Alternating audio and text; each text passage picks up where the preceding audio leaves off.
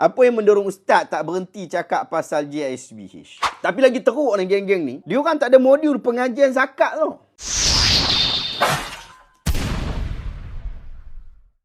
Sebenarnya sahabat-sahabat, GISBH adalah satu gerakan ajaran sesat yang berstruktur dan dia adalah satu kultus agama yang telah wujud sejak daripada dulu. Sejak pada zaman Al-Arqam, sejak sebelum saya dilahirkan, dan mungkin majoriti daripada sahabat-sahabat yang menonton belum dilahirkan. Tetapi sampai ke hari ini, kultus ajaran sesat ini masih wujud. Bahkan sekiranya kita tak tahu tentang cerita dalaman yang berlaku, pasti kita akan menganggap bahawa mereka ini tidak lain hanyalah seorang peniaga Muslim yang berjaya. Tetapi apabila kita mengetahui apa yang berlaku di dalam GISB, Rufaqa dan Al-Arqam, kita sangat-sangat terkejut. Cerita-cerita yang disebutkan oleh bukan satu dua orang daripada kalangan ex-GISB sangat menggemparkan kita. Menunjukkan bahawa kita sebagai seorang Muslim tak boleh duduk diam. Tak boleh duduk sahaja. Kita kena ambil tindakan. Saya adalah seorang influencer, saya adalah seorang pempengaruh. Kerja saya adalah membantu masyarakat menyebarkan perkara yang benar. Apatah lagi di dalam isu GISB. Kalau kita tak angkat, adakah kita nak biarkan perkara ini diangkat oleh orang lain yang mungkin ada kepentingan-kepentingan yang lain. Oleh sebab tu kita gerak seperti itu. Tapi patut ke tutup semua bisnes? Diorang tanya. Satu, patut ke tutup semua bisnes? Yang pertama, sebelum ada tindakan daripada pihak kerajaan yang menutup perniagaan adalah orang GISB sendiri. Itu yang pertama. Yang kedua, patutkah kita memberikan apa-apa sokongan kepada satu ajaran yang dia ni mahu untuk mengukuhkan ekonomi dia untuk terus berada dalam sesat dan menyesatkan orang lain. Sebab itu di dalam fatwa negeri Selangor telah menyebutkan bahawa tidak boleh memberikan sebarang sokongan, sebarang sumbangan, sebarang bantuan kepada pihak GISB. Anda boleh baca di dalam perkara 4/H. Dekat situ disebutkan secara jelas di dalam perkara yang telah diwartakan. Tak boleh berikan sokongan. Disebabkan mereka ni dapat duit untuk meneruskan kesesatan. Oleh sebab itu kita tak boleh. Dia tak sama dengan orang yang kafir. Orang yang kafir, mereka ini telah jelas tentang kekafirannya.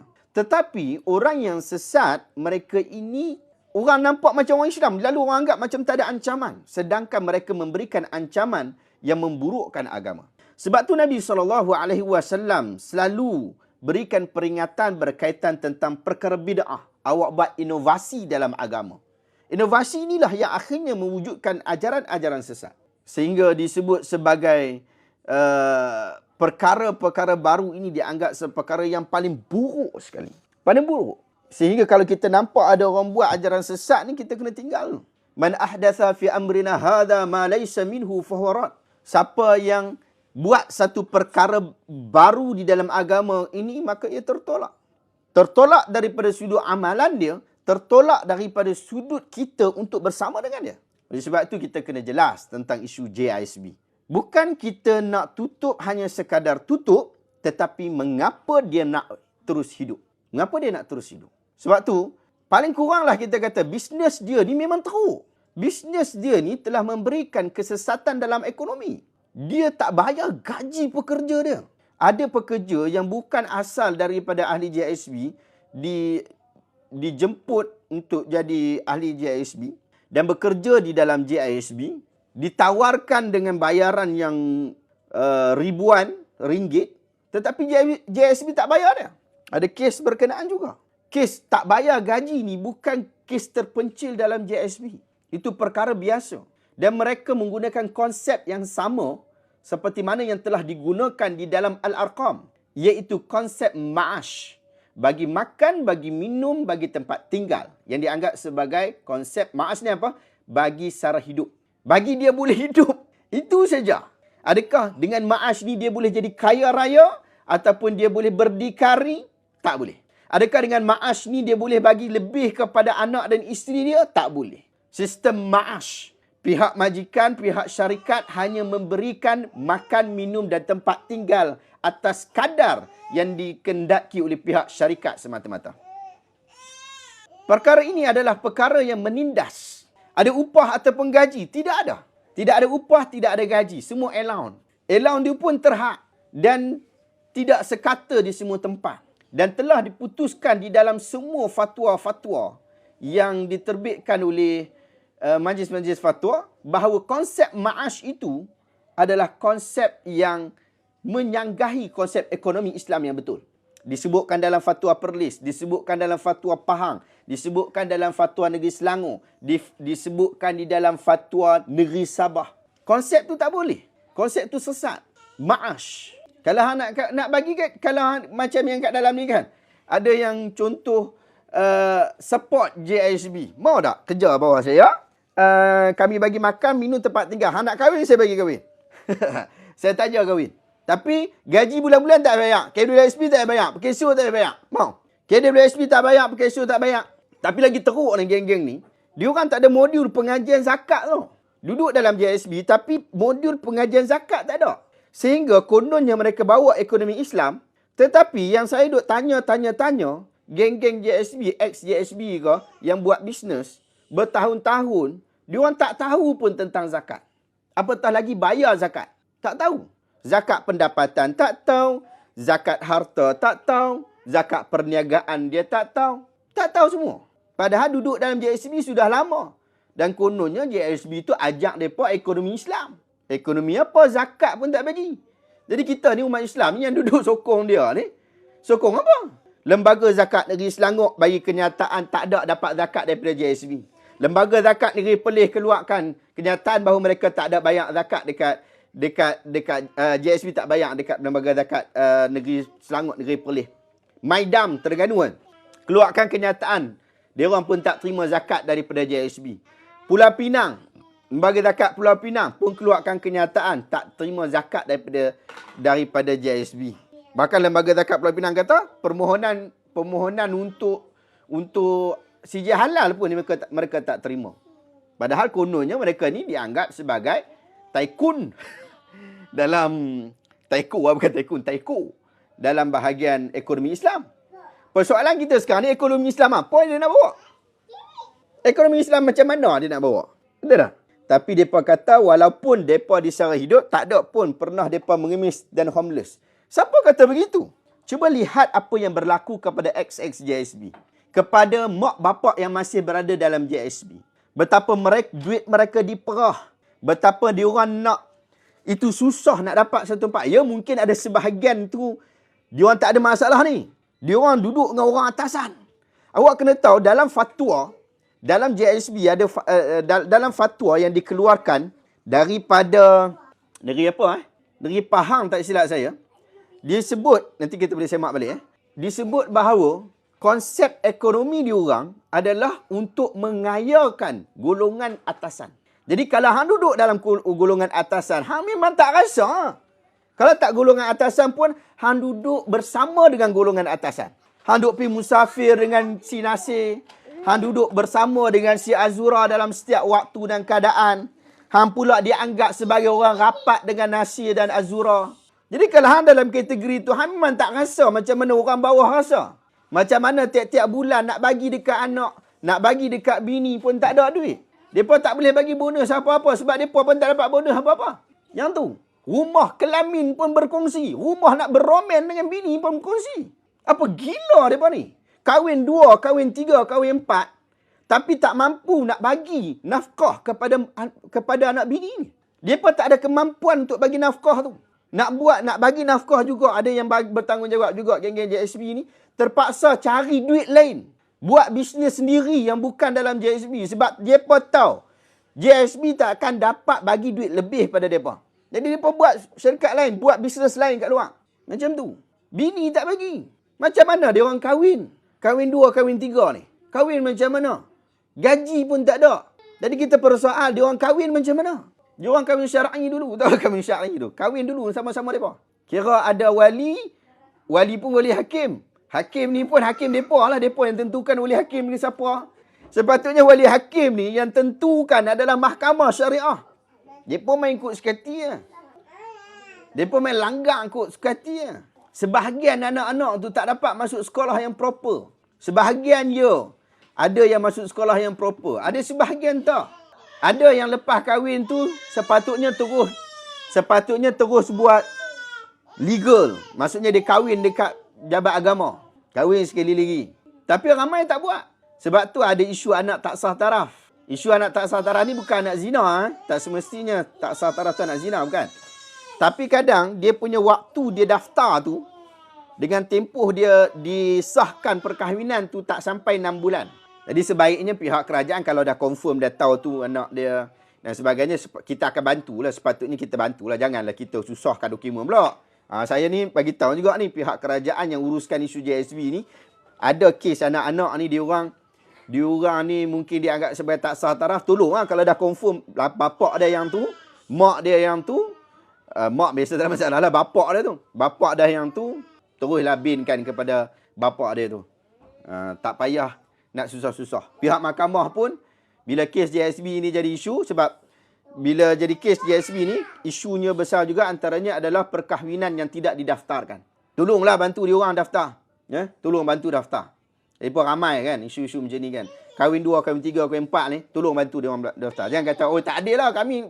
Tak apalah. Ini isu nasab ni. Bagi mudah. Sebab diorang pun dah ada anak-anak ramai. Ada yang seorang anak sampai 30 lebih, 40 lebih. Yang penting sebenarnya bukan sekadar mereka tu kena hukuman. Kita tak mahu anak-anak tu kena hukuman. Anak-anak tak bersalah. Hampir tak bubuh nama apa semua.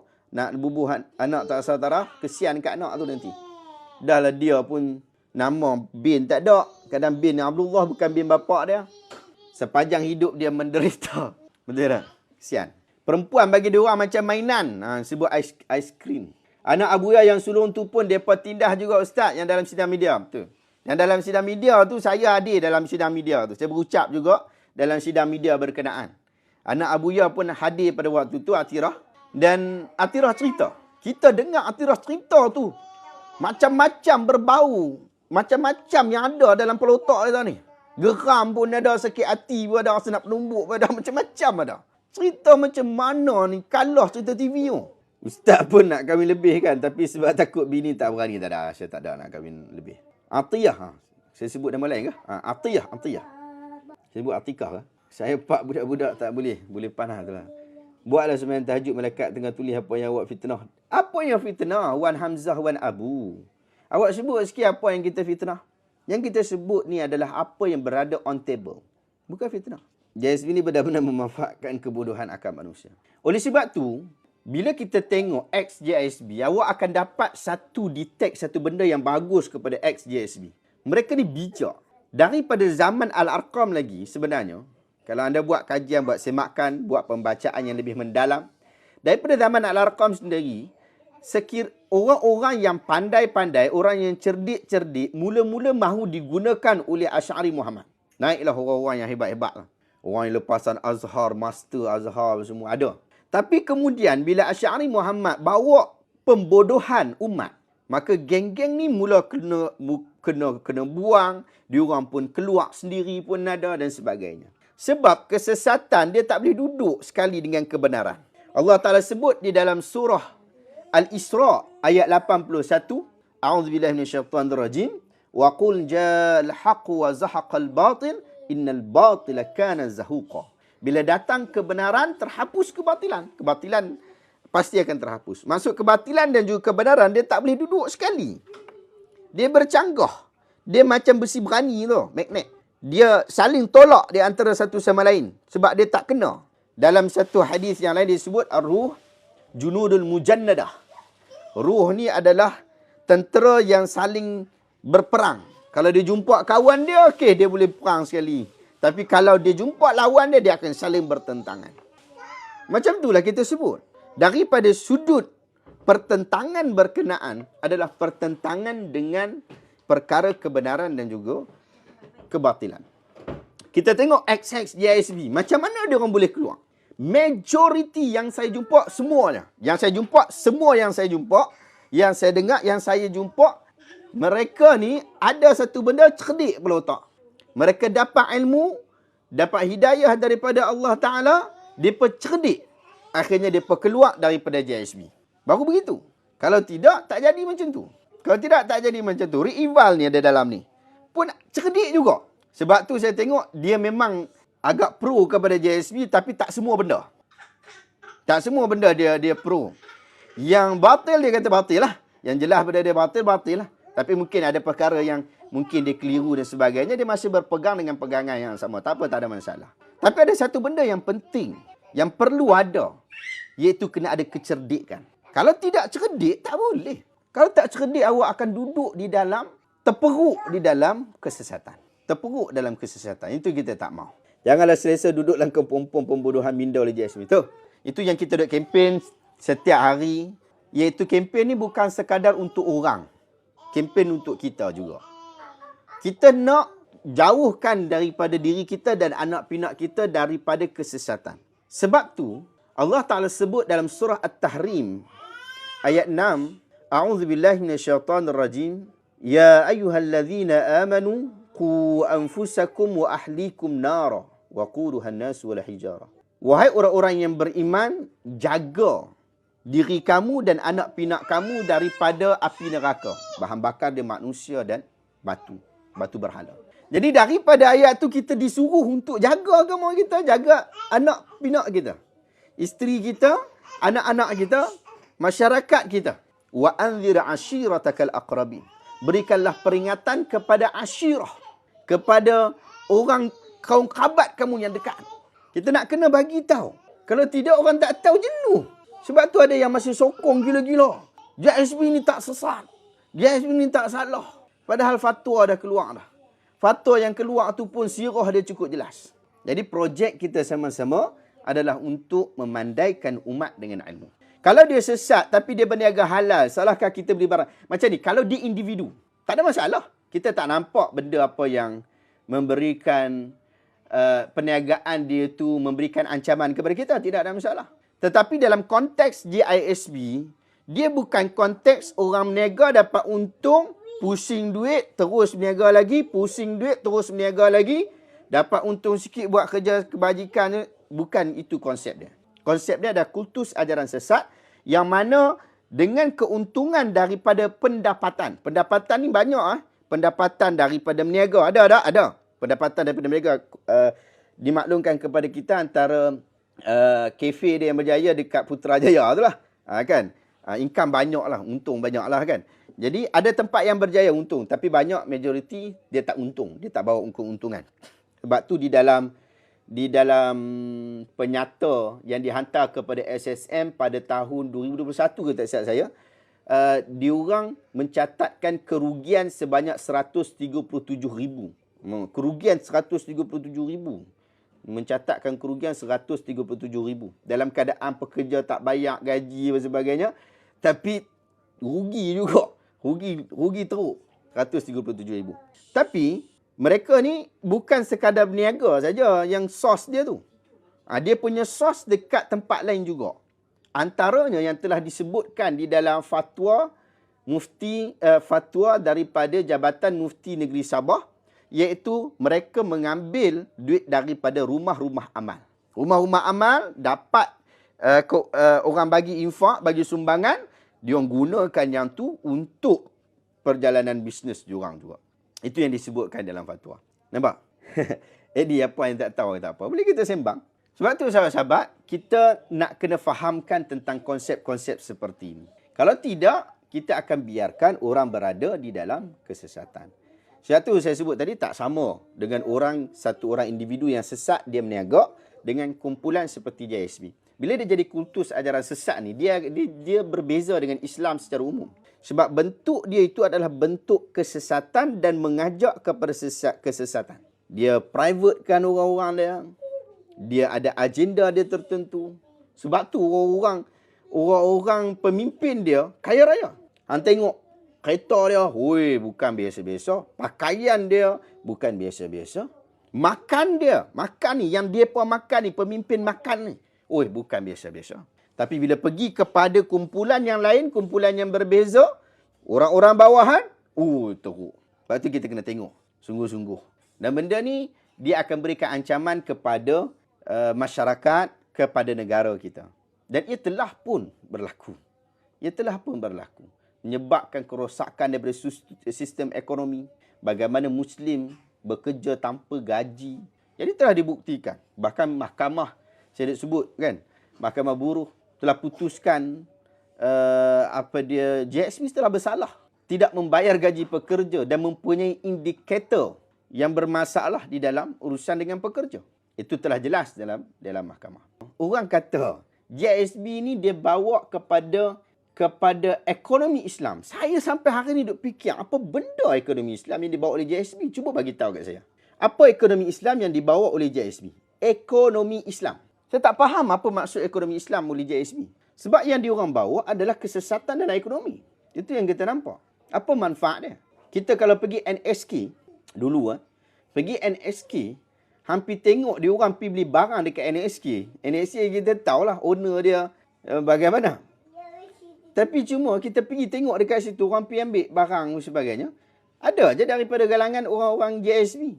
Beli barang kat situ, pergi berniaga dekat tempat dia. Lepas tu kempen orang jangan pergi dekat tempat orang tempat lain. Bahaya.